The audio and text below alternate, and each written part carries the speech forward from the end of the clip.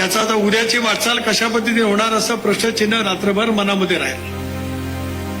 28ला झोप लागली नाही, 29ला लागली नाही, पण कालही झोपू शकलो नाही. ज्या पद्धतीने प्रयत्न करतील, आयुष्य माझं असेपर्यंत आमच्या सर्वांची साथ आपल्या पाठीमागे असेल. दादांच्या नंतरची बारामती असा विचार कधी बारामतीकरांच्या मनामध्ये आयुष्यामध्ये आला नसेल. हे विश्व जे काही उभं दादानी केलेलं आहे त्याचा त्याच पद्धतीने पुढे नेण्याची जबाबदारी ज्या वेळेला येते आणि ती आपण स्वीकारतात, त्यासाठी आपले ऋण व्यक्त करण्यासाठी आमच्या शब्द भांडारात शब्द त्या ठिकाणी नाहीत. एका विमानास्क मनस्थितीत विलक्षण पद्धतीने आलेल्या या प्रसंगाच्या नंतर दादांशिवाय बारामती विधानसभा मतदारसंघातील ज्यांचं नामनिर्देशन पत्र आपण या ठिकाणी दाखल करणार आहोत ते आपल्या राष्ट्रीय अध्यक्षा, राज्याच्या उपमुख्यमंत्री, आमच्या सर्वसभ्या सुनेत्रा बहिणी, प्रफुल्लभाई मुश्रीफ साहेब, दिलीपराव, धनंजय, मंत्रिमंडळातील सर्व सहकारी,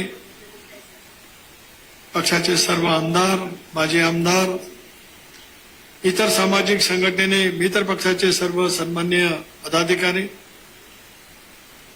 वेगवेगळ्या सामाजिक संघटनेने ज्यांनी आज पाठिंबा दिला ते सर्व मान्यवर, पत्रकार मित्र, महिलांचे प्रतिनिधी आणि जमलेले माझ्या बारामतीकर नागरिक बंधू भगिनी आणि सहकारी मित्रांनो, विश्वकर्माने विश्वाची निर्मिती केली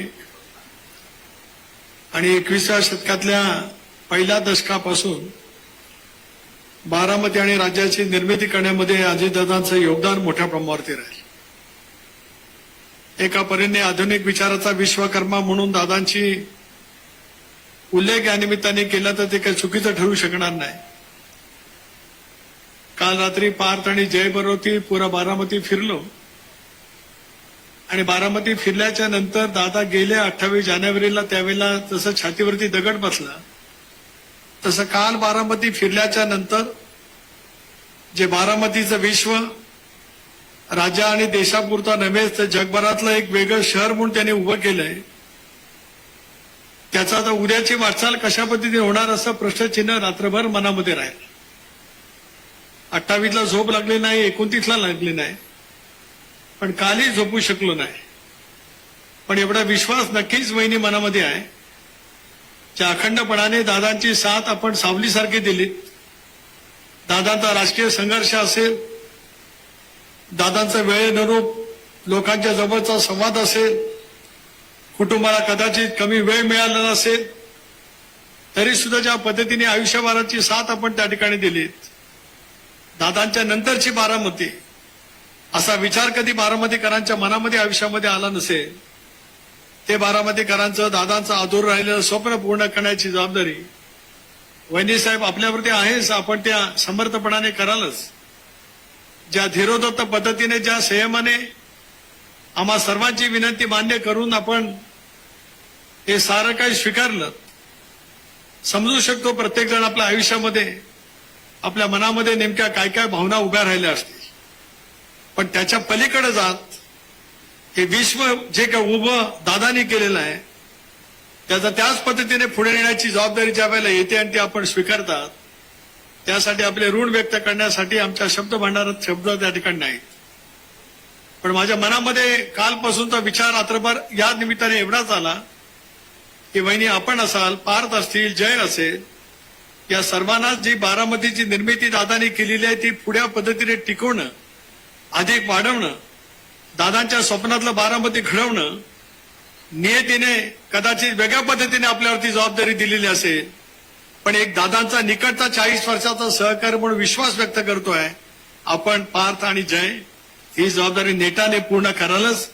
आणि जगातलं एक उत्तम शहर म्हणून बारामतीला नावारूपाला आणण्याच्या दृष्टीकोनातून आपल्या हातून प्रचंड पद्धतीचं योगदान त्या ठिकाणी होईल याच्यात माझ्या मनामध्ये शंका नसते.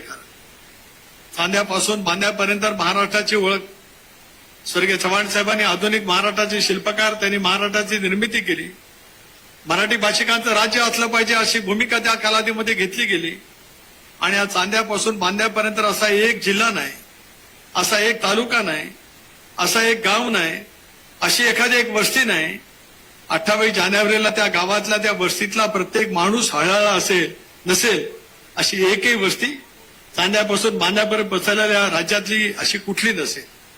देशभरामध्ये सुद्धा त्या कालावधीमध्ये एक वेगळं वातावरण नक्कीच निर्माण झालं. प्रत्येकाच्या मनामध्ये निर्माण झालेल्या एक अंतःकरणापासूनच्या एक वेगळ्या भावना, दादांसारखं लोकोत्तर नेतृत्व आपल्यामध्ये नाही, ही प्रत्येकाच्या मनामध्ये निर्माण झालेली एक तऱ्हेची हळुवारपणाच्या वेदना संबंध देशाने त्या कालावधीमध्ये निश्चितपणाने अनुभवल्या. आणि गेले 2 महिने संबंध महाराष्ट्र संबंध देश या साऱ्या गोष्टीकडे एका वेगळ्या पद्धतीने त्या ठिकाणी पाहतोय.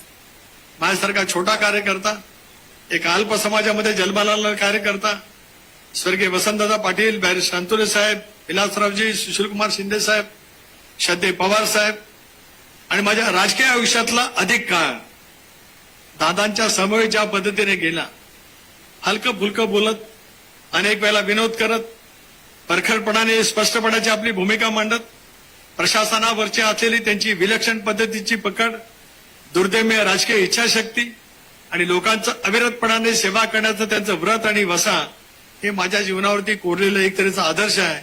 असं म्हटलं ते काही चुकीचं ठरू शकणार नाही. अनेक वेळेला असे प्रसंग आले ज्या प्रसंगातून वाटचाल करत असतानाच आज तो आठवण करण्याचा क्षण या ठिकाणी नाही, पण आठवण एवढ्यासाठीच येते की ज्या वेळेला एक देवदुर्लभ नेतृत्व आपल्यापासून जातं त्याला उद्याची वाटचाल करण्यासाठी त्यांनी दिलेली इच्छाशक्ती, त्यांनी दिलेलं प्रेम, त्यांनी टाकलेला विश्वास हा पुढच्या कालावधीमध्ये अविरतपणाने चालू ठेवणं हे आमच्या सर्वांचं कर्तव्य त्या ठिकाणी ठरू शकत असतं. म्हणून महिने आपले ऋण मी मगाशी व्यक्त केलेच. गेले 2 महिने आम्ही सगळेजण ऋण या ठिकाणी व्यक्त करतो.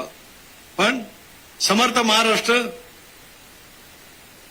23व्या शतकामध्ये, आता ज्या शतकामध्ये आपण वाटचाल करतो आहोत, 3ऱ्या शतकातलं हे 6वं वर्ष आहे. आम्हाला सर्वांनाच विश्वास आहे त्या धीरोदत्त पद्धतीने आपण सारा नीटनेटका संसार एका बाजूला उभा केला. बारामतीकरांना आपलंसं निर्माण करण्यामध्ये आपण त्या ठिकाणी यशस्वी झालात. ही वाटचाल नक्कीच त्या ठिकाणी होईल. सर्वच राजकीय पक्षांना मी आवाहन केलेलं आहे की निवडणूक बिनविरोध व्हावी. काँग्रेसच्या पक्षश्रेष्ठींचा जो संपर्क करण्याचा प्रयत्न आदरणीय प्रफुल्लभाईंनी केला, मी सुद्धा केला. कदाचित त्यांच्या मनात असेल नसेल तरी सुद्धा तो आपण प्रयत्नांची पराकाष्ठा करूया.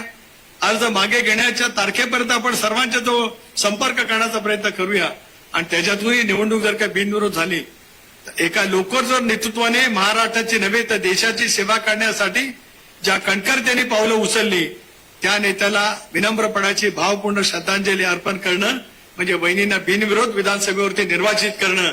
या भावनेतून या सर्व राजकीय पक्षांनी, वेगवेगळ्या सामाजिक संघटनेनी आणि वेगवेगळ्या व्यक्तिरेखा ज्या वेळेला निवडणूक लढवत असतात त्यांना माझे हात जोडून कळकळीची विनंती त्या ठिकाणी.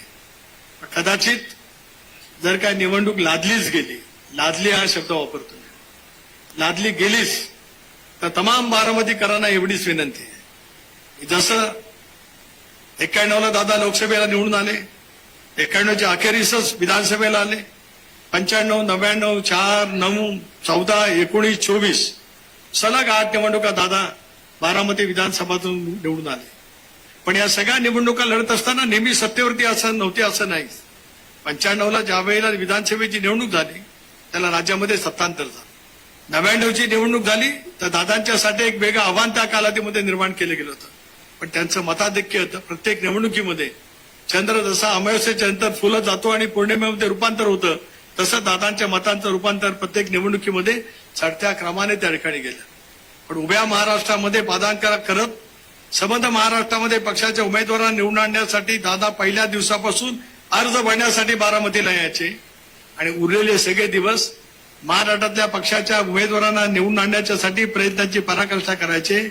दादांच्या व्यक्तिरेखाचे अनेक पैलू जवळून पाहायला मिळाले. आणि म्हणून आज आम्ही सर्वजण सांगतो की 30-7 महिने साहेब आपल्या पाठीमागे आमच्या सर्वांची निश्चितपणे राहील. कुणी काही म्हणतो, आजचा क्षण त्या ठिकाणी नाहीच. हा भावनिक क्षण आहे, हृदयस्पर्शी क्षण आहे. ज्या क्षणाची आठवण मनामध्ये ठेवत उद्याच्या भविष्याची वाटचाल करायची आहे.